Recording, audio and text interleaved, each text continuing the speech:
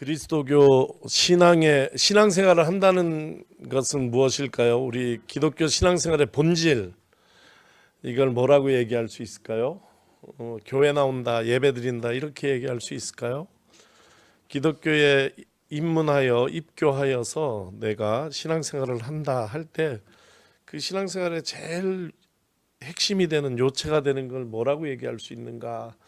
저는 아주 단순한 답을 가지고 있고, 또 저 스스로가 그런 신앙생활을 하려고 노력하는데, 그것은 예수를 닮아가는 것입니다. 기독교 신앙생활은 예수 그리스도를 닮아가려는 우리의 노력, 이렇게 이야기할 수 있습니다. 얼마 전에도 설교한 거죠. 너희 안에 이 마음을 품으라 꼭 그리스도 예수의 마음이니, 이렇게 설교를 했습니다. 그게 신앙생활이에요. 신앙생활을 한다는 것은 다른 어떤 것이 아니라 그리스도를 닮아가기 원하는 것, 이렇게 얘기할 수 있죠. 여기까지는 다 동의할 수 있는 얘기인데, 그 다음 던질 수 있는 질문이 뭐냐면, 그리스도의 어떤 면을 닮기 원하는가, 혹은 그리스도의 무엇을 본받기 원하는가, 이것을 질문할 수 있죠. 그리스도의 살아계신 인격으로서 그리스도의 여러 면 중에 여러분은 그리스도의 어떤 면을 닮기를 원합니까? 전에 제가 목사님들 대상으로 강연하던 중에 이런 이야기 나눴어요. 전 이게 안 잊혀지는 얘기인데, 똑같은 질문을 했어요. 그랬더니 어느 제일 젊은 목사님이 저는 그리스도의 능력을 본받기를 원합니다, 그렇게 대답을 하더라고요. 어떤 능력을 본받기를 원합니까? 그리스도의 치유하는 능력을 본받기를 원합니다.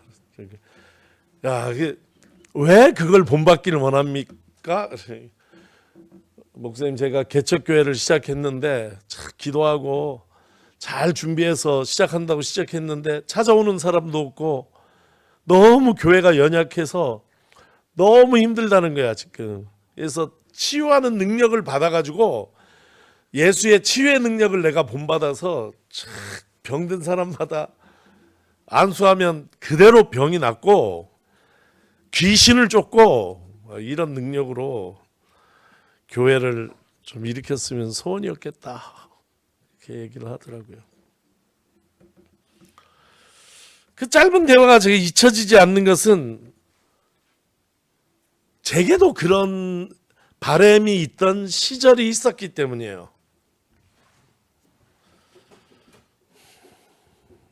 기도원을 다니던 시절,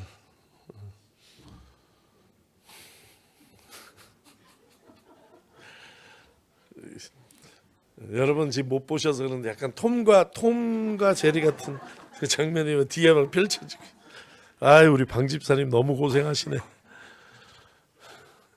연우 따라다니느라고.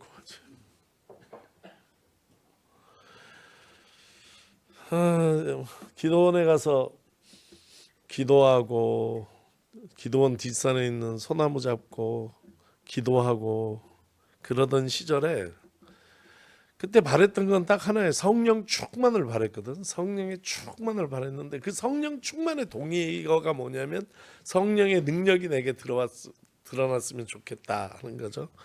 성령 충만을 받아서 손만 올리면 병이 낫고 귀신이 쫓겨나고, 인간의 문제들이 다 나를 통해서 해결되는 그런 역사가 내게 좀 있었으면 좋겠다. 그런 꿈을 가졌을 당시 저에게 이상적인 샘플이 본이 되는 목사는 조용기 목사님이죠. 능력의 종이죠, 한마디로. 그분이 능력의 종이라는 것을 확정시켜준, 내가 그런 꿈을 갖게 된 사건이 있어요. 우리 아버지 교회에 이정근 집사님이라는 분이 사찰 집사님이었는데, 어느 날 주일에 안 나왔어. 그래서 사찰 집사님 주일에 안 나오는 일이 있을 수가 없잖아요, 교회 직원인데. 나중에 물어봐도 어디 갔다 오셨냐니까 순복음교회 갔다 왔다는 거예요. 왜 갔다 오셨냐니까 자기가 고질병이, 신장병이 있는데 이 병을 치료하러 갔다 왔다는 거예요. 근데 그 하루 빠져가지고 갔다 왔는데 나아서 왔어요.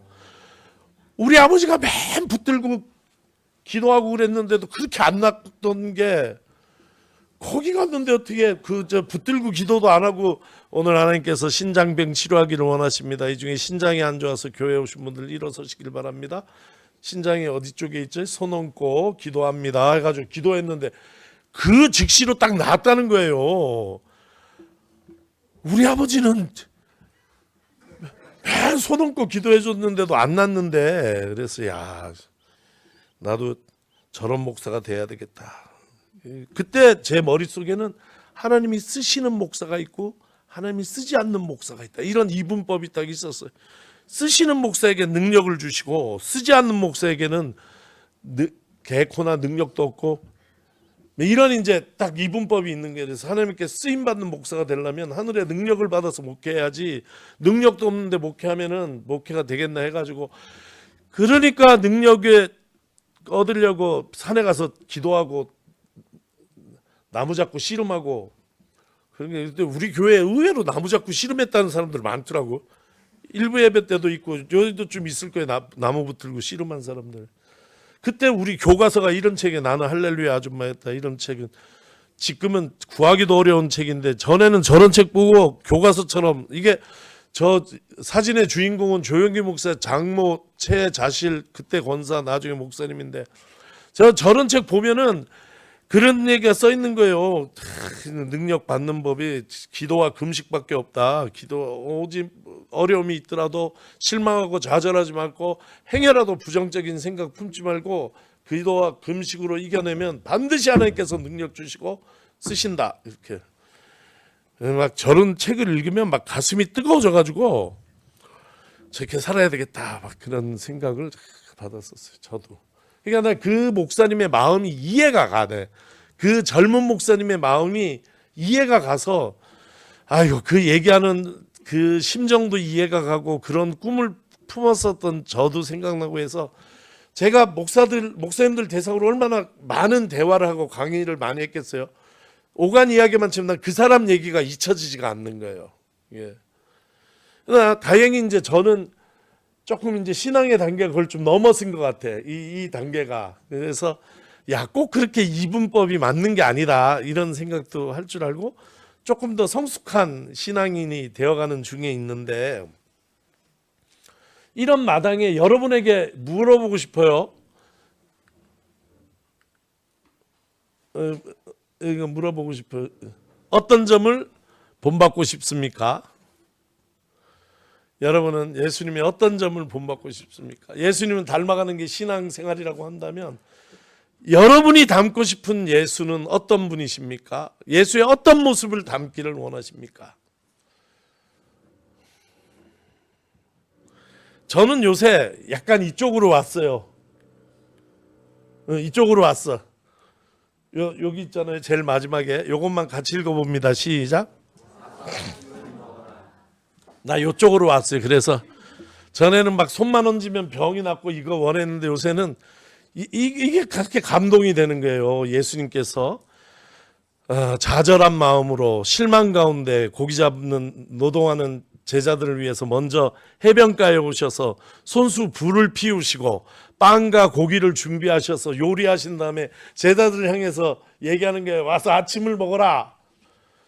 그 아침, 그 호숫가, 갈릴리 호숫가에서 예수님이 차려주신 그 식탁으로 이 제자들은 부활의 기쁨, 감격, 감사, 이것을 제자들이 얻게 된 거잖아요. 얼마나 멋있는 식사입니까?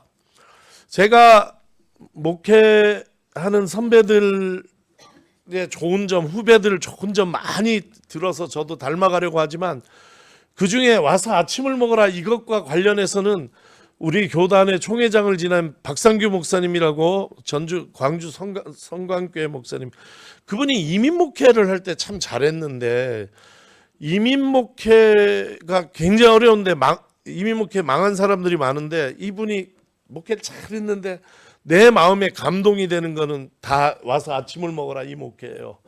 새벽기도 끝나고 이민자 중에 혼자 와 있는 분들이 있어요. 가족이 없이, 뭐 사연이야 여러 개. 그러나 그분 생일일 때 집사님 나랑 맥도날드나 먹으러 갑시다. 그 맥도날드 맨날 먹는 게 맥도날드 먹으러 가자는 건 뭐 일도 아니거든.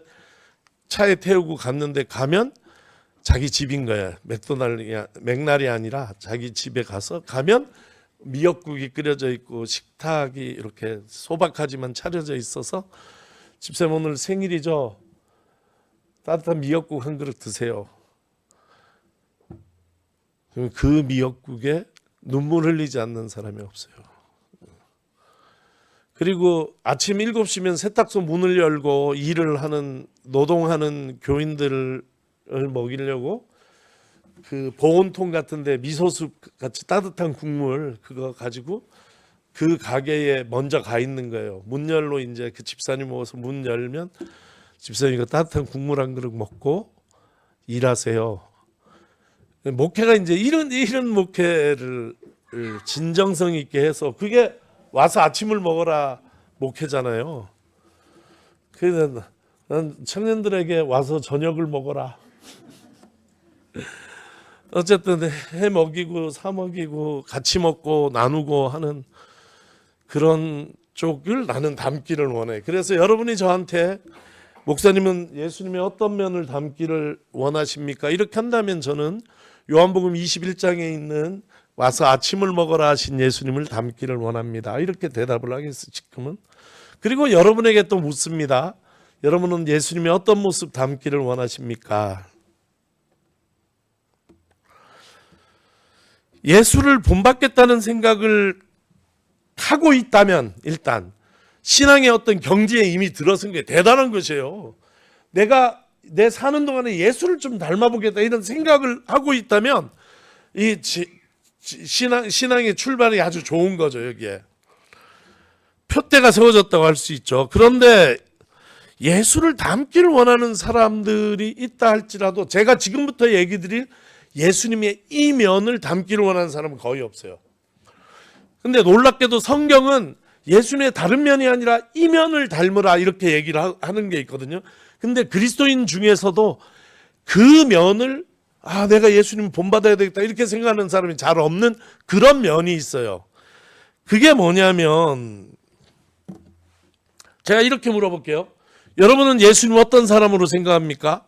예수님은 어떤 분이다. 그 앞에 붙일 수 있는 수식어를 생각해 보자고요. 그럴 때 우리가 빼먹을 수 없는 건 뭐냐면 예수님은 고난당한 분이에요. 고통받은 분이에요. 억울하게 고난당하신 분이에요. 예수님 앞에 붙일 수 있는 너무 당연한 우리가 다 동의할 수 있는 수식어는 예수님 고난당한 분이다. 예수님은 억울한 고난을 당한 분이다. 예수님은 십자가의 수치를 감당하신 분이다. 이것을 우리가 다 동의할 수 있잖아요. 예수님 그런 분이잖아요. 성경은 놀랍게 그 예수의 고난을 본받아야 된다고 얘기를 해요. 그 예수의 고난에 참여해야 된다고 얘기를 하거든요. 성경에 그런 얘기들이 있어요. 제가 몇 개만 골라와 봤어요. 한번 같이 읽어볼까요? 시작.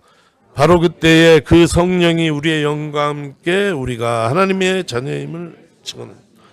자녀이면 상속자이기도 합니다. 우리가 그리스도와 함께 영광을 받으려고 그와 함께 고난을 받으면 우리는 하나님이 정하신 상속자요 그리스도와 더불어 하나님의 상속자, 하나님의 입양된 하나님의 자녀가 되는 큰 분명한 조건 중에 하나가 뭐냐면 그와 함께 고난을 받는다는 거예요.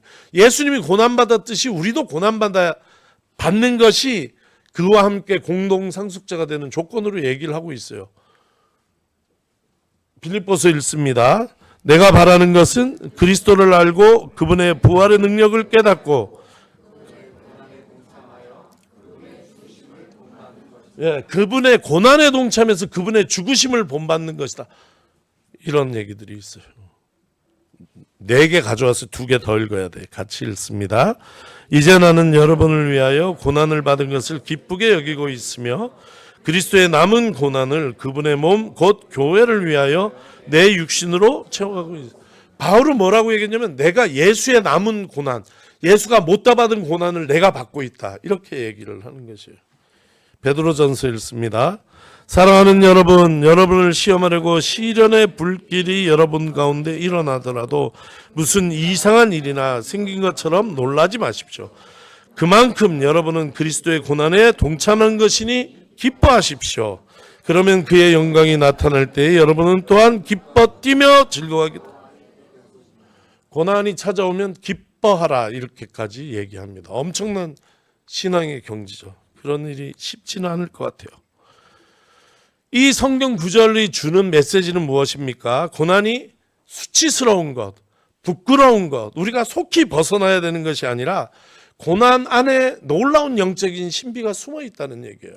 고난을 통해서 우리가 그리스도를 만날 수 있고 그리스도와 연합할 수 있고 그분의 영광에 참여할 수 있다는 것이에요. 이 고난에 대해서 굉장히 적극적이고 긍정적으로 이야기하고 있는 것을 알 수 있어요.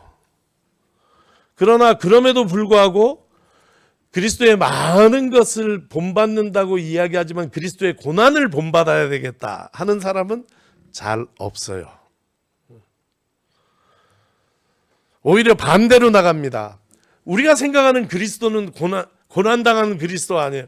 성경은 그리스도의 고난에 대해서 이야기하고 있지만 우리는 승리하는 그리스도, 모든 문제를 우리를 통치하고 다스리고 문제를 해결해 주는 그리스도를 마음속에 그리고 있는 거죠.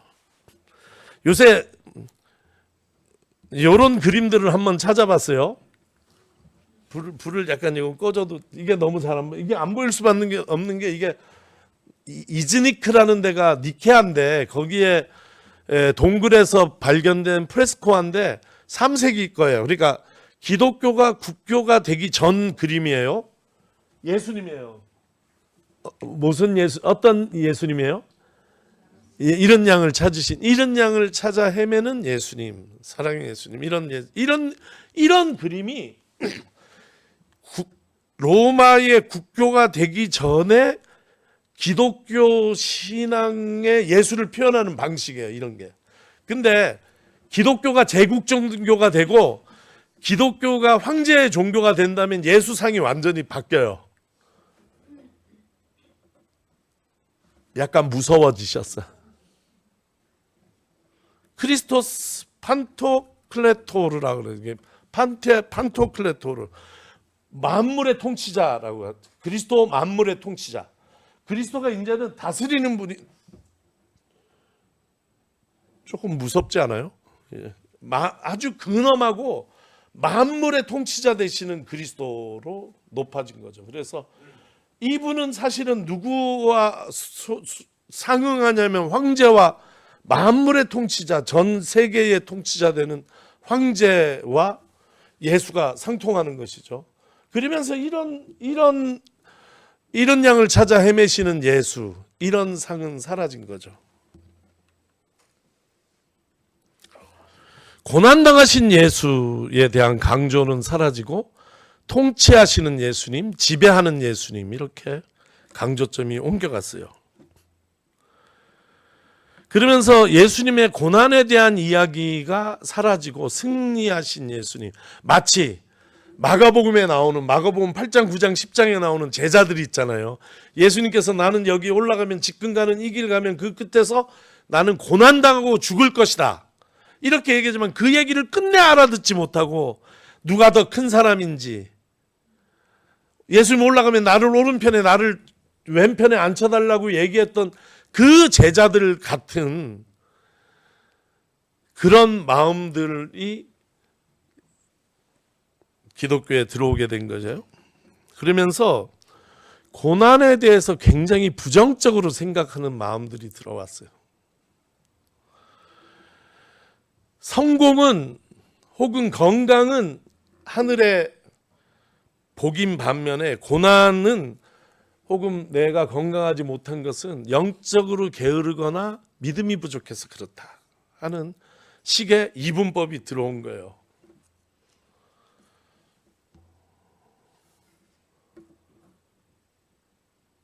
그래서 내가 고난 가운데 있고 내가 육신이 건강하지 못하고 아파도 그 문제를 내놓지도 잘 못하는, 웬만하면 감추고 싶어하는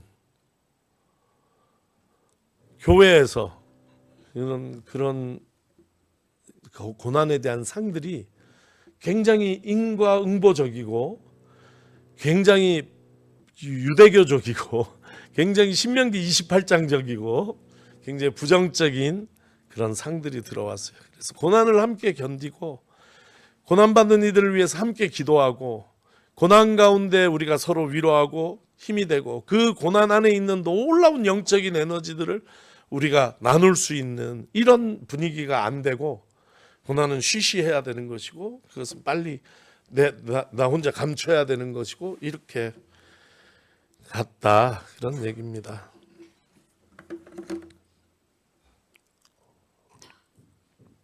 오늘 데살로니가전서 본문은 고난을 대하는 태도를 가르쳐 줍니다. 이 오늘 본문은 해설하지 않고 읽는 것으로 끝낼 것인데 먼저 데살로니가 교회의 형편을 알려면 본문 앞에 있는 2장에 한 2절 읽으면 되는데 같이 읽어보겠습니다. 시작. 유대에 있는 하나님의 교회들을 본받은 사람이 되었습니다. 그들이 유대 사람에게서 고난을 받은 것 같이 여러분도 여러분의 동족에게서 똑같은 고난을 받았습니다. 고난을 본받는 사람이라고 데살로니가 전 사람들에게요. 교회인들에게. 예루살렘 교회를 본받았는데 다른 걸 본받은 게 아니라 고난을 본받았다. 같이 고난 안에 있다 하는 것으로 이걸 지금 칭찬이라고 얘기를 해주는 것이에요. 그러니까 고난에 대한 관점이 많이 우리가 지금 익숙한 것과 좀 다르다 하는 것을 알 수 있어요.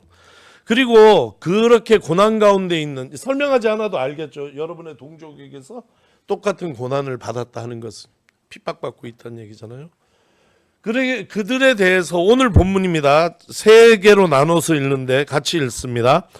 그러므로 우리는 참다 못하여 우리만 아테네에 남아있기로 하고 우리의 형제요 그리스도의 복음을 전하는 디모데를 여러분에게로 보냈습니다. 그것은 그가 여러분을 굳건하게 하고 여러분의 믿음을 격려하여 아무도 이러한 온갖 혼란 가운데서 흔들리지 않게 하려는 것입니다. 여러분도 아는 대로 우리는 디모데를 보낸 이유가 무엇입니까? 디모데를 보낸 이유가 믿음을 격려하려고. 그러니까 데살로니가 교인들이 고난 가운데 있는데 바울이 참다 못하여 간절한 마음으로 그의 제자 디모데를 데살로니가 교회에 보냈는데 거기 가서 뭘 하기를 바랬냐면 어떤 고난을 당하고 있는지 알아보고 그 고난의 문제를 어떻게 해결할지 지혜를 주고 이런 것이 아니라 혹시 그런 고난 가운데 믿음이 약해졌다면 그 믿음을 격려하여 굳세게 하기 위해서 디모데를 보냈다고 하는 것이에요. 전혀 우리 생각하고 다른 것이에요. 저도 가끔 그런 유혹에 빠지는데 목회하면서 만나는 많은 분들이 어려움을 호소하고 그러면 머리가 자꾸 직접적으로 가서 그 문제는 이렇게 풀어야 되는데 이렇게 해결해야 되는데 이렇게 가려고 하는 저를 봐요. 그래야 도움이 되는 것 같거든. 그런데 바울이 여기에 보낼 때 문제 삼은 것이 고난을 문제 삼은 것이 아니라 믿음을 문제 삼아서 혹시라도 믿음이 약해졌으면 그 믿음을 굳세게 해주려고 디모데를 보냈다는 것은 우리가 주목해서 봐야지 되는 거죠. 또 3분의 1을 읽습니다. 우리가 여러분과 함께 있을 때에 장차 우리가 환난을 당하게 되리라는 것을 여러분에게 미리 말하여 과연 그렇게 되었고 여러분은 그것을 알고 있습니다. 그러므로 내가 참다 못하여 여러분의 믿음을 알아보려고 무엇은 유혹하는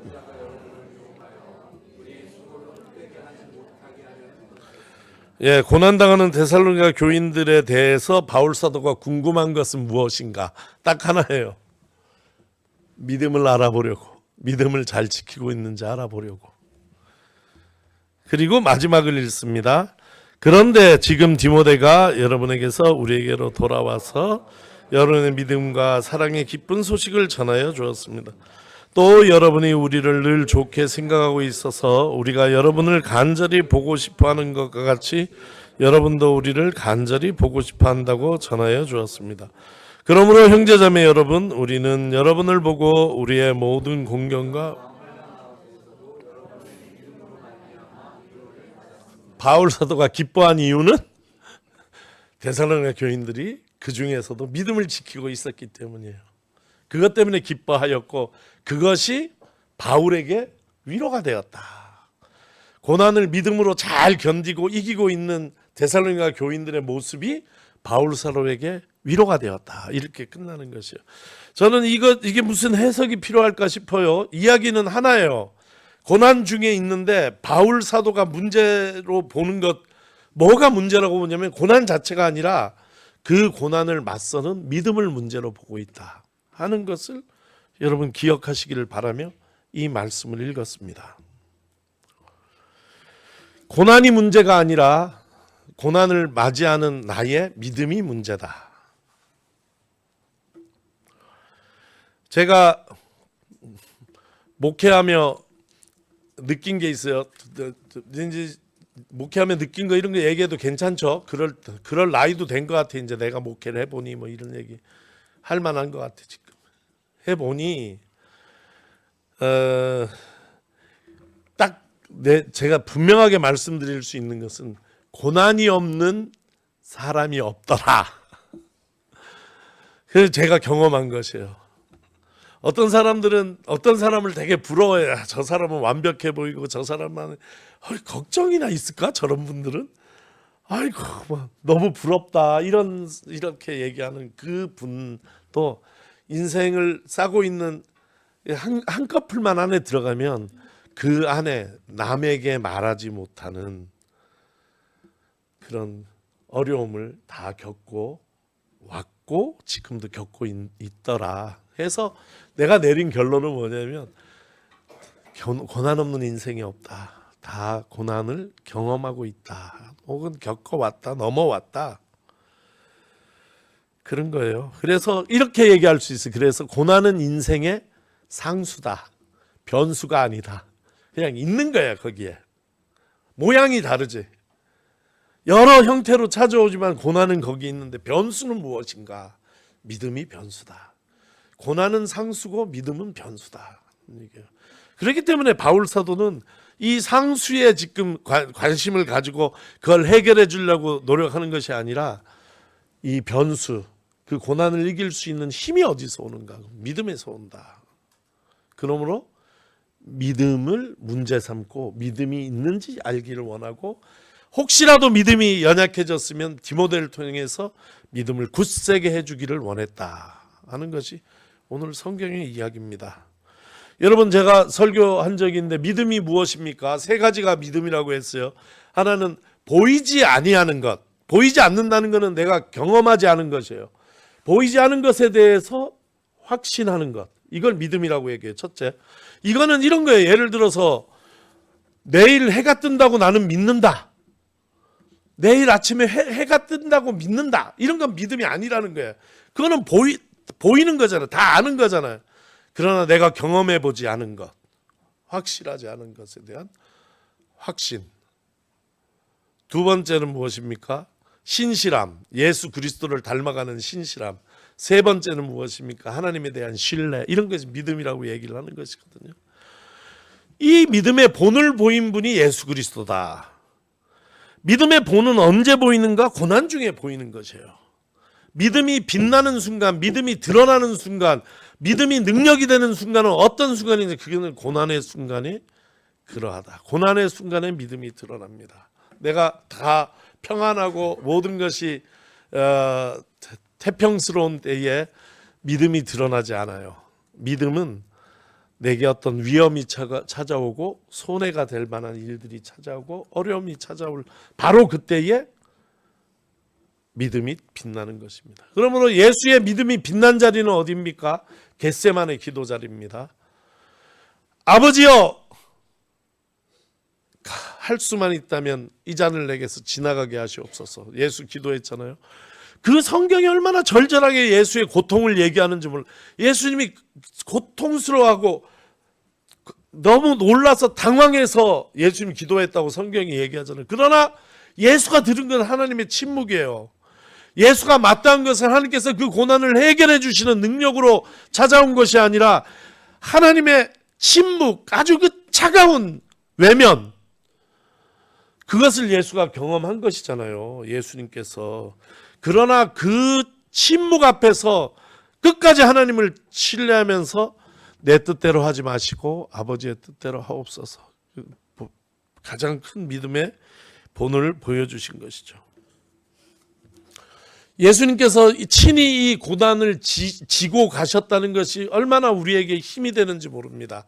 예수님이 오셨는데 어떤 고난도 지고 가지 않고 정말 뭐라래 진짜 좋은 집에서 태어난 뭐 금수저라 그러나? 맞아요? 금수저의 삶을 살고 가셨다면 도대체 우리에게 무슨 그것이 힘이 되고 위로가 되겠어요. 그러나 예수께서 우리가 당할 수 있는 그 고난의 한복판에 최고의 어려움과 고난 경험하시고 그 고난 속에서 믿음을 보여주셨다는 것이 우리에게 큰 힘이 되고 위로가 되는 것입니다. 고난을 믿음으로 이긴 예수님을 본받으시기를 바랍니다. 지금 여러분 어떤 형편처지에 있는지 제가 다 알지 못하지만 혹시라도 고난 가운데 계시다면 믿음으로 잘 이겨내시고 그 긴 터널을 잘 통과해 내시기를 바랍니다. 앞으로 여러분에게 고난이 찾아온다면 여러분 제일 먼저 점검해야 될 것은 나에게 믿음이 있는지 점검하시고 믿음으로 이길 수 있도록 여러분의 믿음을 늘 점검하고 믿음 있는 사람으로 여러분 평소에 준비하시기를 바랍니다. 지금 평안 가운데 있더라도 언젠가 찾아올 고난의 때에 오늘 이 설교 말씀을 기억하시기를 바라고 고난 자체가 문제가 아니라 믿음이 문제라는 것을 기억하면서 좀 시선을 바꿔보시기를 바라요. 그럴 때 고난의 시간에 우리의 믿음이 드러나는 시간이 되고 고난의 시간이 우리의 믿음이 능력이 되는 그런 시간이 될 것입니다.